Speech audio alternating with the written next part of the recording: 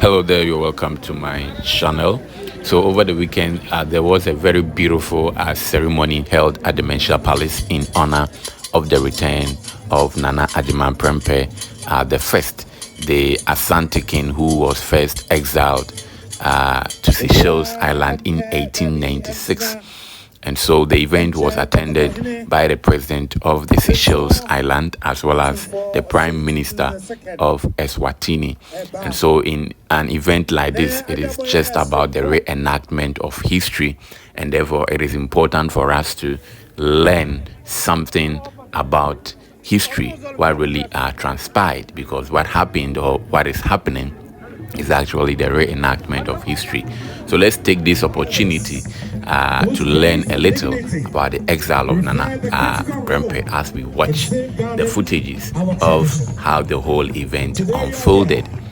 Who was Otumfuo Nana Prempeh the first? Otumfuo Nana Prempeh the first was the 13th king ruler of the Asante kingdom in modern day Ghana. Nana Prempeh reigned from 26 March 1888 to 12 May 1931, and he was succeeded by Nana Prempeh II.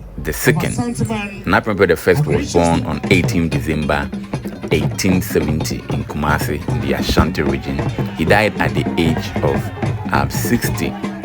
And so what transpired, what really happened that made this king to be exiled to the Seychelles Island? And as history has it, during the 19th century, there were several wars fought between the Ashanti and the British. And so there was one example of such war was the 1874 Sagarantu War, which was very, very devastating for the Asante kingdom. The whole of Kumasi, the whole of Menchia was burnt down. Now let's also take notice of the fact that the motive for the British war against the Ashanti was particularly to take over Ashanti, because by 1874 the British had already taken the Gold Coast, which is the southern part of Ghana. And so Asante, or the people of Ashanti in the Ashanti kingdom, had been fighting the British, warding off from taking over their country. And so that is the reason why the British were constantly fighting the Ashanti. So let's then look at why Nana Prempeh was exiled to Seychelles in 1896. Now, one of the reasons why Nana Prempeh was exiled to Seychelles Island was the fact that Nana Prempeh was charged with a breach of the Commemorating Treaty, and he started conquering the former vassal state whose independence had been granted by the Treaty of Commemorating. After the war in 1874, this Commemorating Treaty was signed between Ashanti and the British, and one of the agreement or terms in the treaty was that Ashanti was to give independence to some vassal states such as Tenchira, Wassa, Awowin and Co. But then when Nana Prempeh came in 1888, he started to conquer these states, or to appeal to them to come back and join the Union, which was a threat to the British. And so, for instance, he wrote letters to the British governor rejecting claims, or the British claims, to the Kwewu territory. Okay. Again, he also sent a delegation to the British governor in July 1890 asking for an aid to actually reassert his sovereignty over the Asante states that had broken away. And so he also demanded that all Asante refugees in the British Crown colony must be brought back. And also, let's also not forget that the British tried to kill the Ashanti kingdom, or disintegrate the Ashanti kingdom. And so that was also a master plan of the British. So they forced the Ashantis to grant independence to their vassal states, thereby collapsing the empire. And so today we only have a kingdom but not an empire, because the British did that deliberately just to cripple the empire, the strength of the empire. Another reason for the exile of Nana Prempeh was the fact that Nana Prempeh also rejected the British demand for protection. When the British official was when the British officer was sent to Kumasi in March 1891 to invite Asante to allow his kingdom to be placed under the British protection, this is what Nana Prempeh told the British officer: "My kingdom of Asante will never commit itself to any of such policies." And so, as I have already indicated, the British were keen on acquiring Ashanti, or bringing Ashanti under their protection, or bringing Ashanti, or making Ashanti a conquered state, or making Ashanti, part of the British Empire, colonizing Ashanti. And the people of Ashanti were fighting against the British. And this is what the king, Nana Prempeh, who was later exiled, said, that my kingdom of Asante will never commit itself to such a policy. And also in March 1894, Prempeh also rejected a request made by the British to settle a resident in Kumasi because he felt that this would lead to the establishment of a British rule over the empire that he was trying to build. Let's also not forget that by the time Nana Prempeh became king in 1888, Ashanti had been through several wars, with the Sagarentu War being the most devastating under the reign of Otumfuo Kakari. And so the Ashanti Empire had disintegrated. The empire was not as it was, and therefore there was a need for him to try and bring back all the other vassal states that had actually left the empire due to the wars and some of the treaties. So that is why he was constantly rejecting the British residents in Kumasi.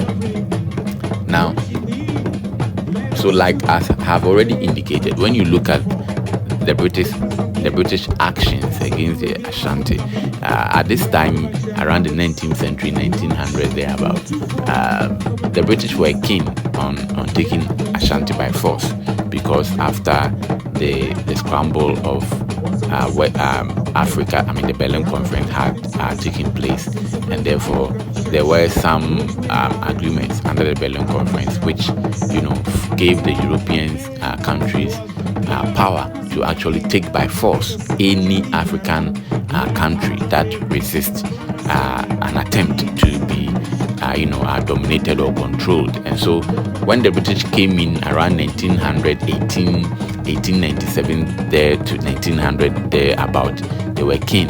And so anybody who tried to resist, they will exile you. And Nana Prempeh was not the only one. They had exiled a lot of African leaders. So as a result of these actions of Nana Prempeh I, he was arrested and then exiled by the British. Now, Prempeh and his fellow prisoners were first dispatched to the Elmina Castle, and then in 1897 to Freetown in Sierra Leone, and then they finally got to the Seychelles Island, where they arrived on the 11th of September 1900. And Nana Prempeh was not alone. He was exiled together with some chiefs. On their arrival, the party consisted of Prempeh himself, 14 chiefs in the Ashanti Kingdom, 13 women, 13 children, and 12 attendants. In 1900, another group of Asantewa, 15 chiefs, 2 women, and 4 attendants, who were captives from the Asantewa War of 1900, were also brought to Seychelles to join Nana Prempeh I. And so when you count, you can have as many as about more than 100 or so Ashantis who were forcefully taken to the Seychelles Island. And this is why today Nana Prempeh, or this is why today we have the president of Seychelles, who actually came to grace the occasion as well. Now, it will interest you to know that from 1900, none of these people who were exiled to the Seychelles were returned back to the Ashanti Kingdom. All right, and so somebody will ask, so what were they doing in Seychelles Island? When you read other books, it tells you that, from Edubu Anyenko, it tells you that the Ashanti royals who were taken to the Seychelles Island were treated very, very royally. They were given a royal treat. They had a house that they stayed in. I even heard that the British were paying them every month, so they were treated like royals. The British were just not interested in keeping Nana Prempeh in Ashanti, because when Ashantis keep their king there, definitely the British will not succeed in whatever that they wanted to achieve, and therefore there was a need for them to actually exile him, take him out of the kingdom, and they felt that that probably would have given them away. Now, from 1900, these individuals, Ashanti individuals, stayed in the Seychelles, and none of them came back. They all died in Seychelles. It was only Nana Prempeh, after 24 years, that is in 1924,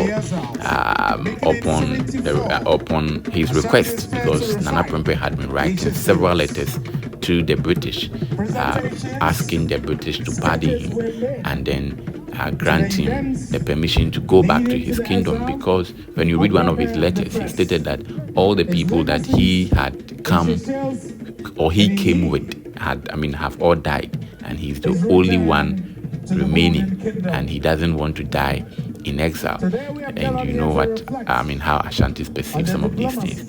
He doesn't want to die in exile, and so the British should just grant him the opportunity to go back to die in his homeland. And so the British accepted that offer, and then they granted Nana Otumfuo Prempeh I the request to go back to Ashanti. And so Nana Prempeh came back, or returned to Ashanti, in 1924, and he came back as Kumasi Hene, not Ashanti Hene anymore. And so when he returned, it was a joyous moment, joyful moment for the people of Kumasi. Bear in mind that even when he was in exile, he was still the Ashanti Hene, you understand? Yes, until a king dies, you don't make a new king. So he was still the Ashanti Hene, so he came back as a king. And today, as you can see in the videos, the Ashanti, the current king of the Asante Kingdom, Otumfuo the second,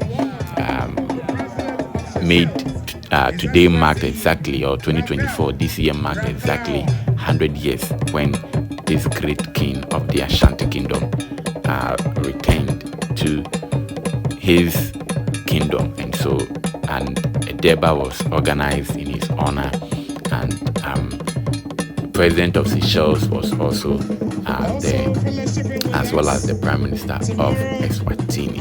I guess this piece of information has been good to you, and do not forget to share and subscribe to this channel for more of these educative content.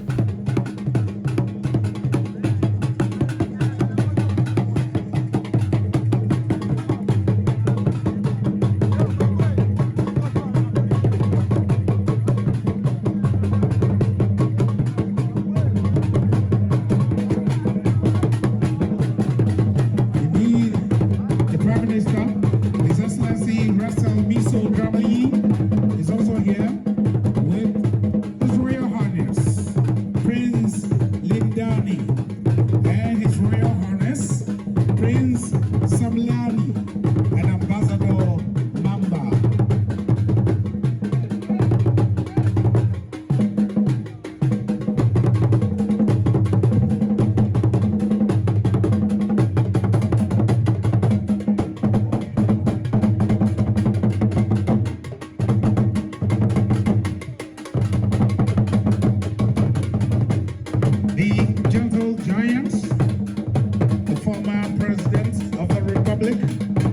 True son of Asante, true son of Ghana, a distinguished personality, the former Commander-in-Chief of the Ghana Armed Forces, who still have the capacity to arrest anybody who will give us any loud gunshots.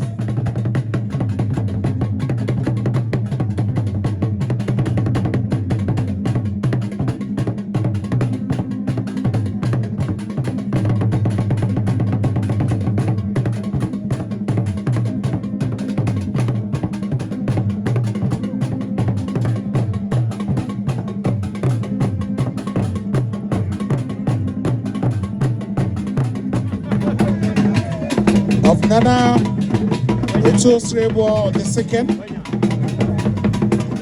the Omani of Asante Joabin, and the chairman of the Council of States.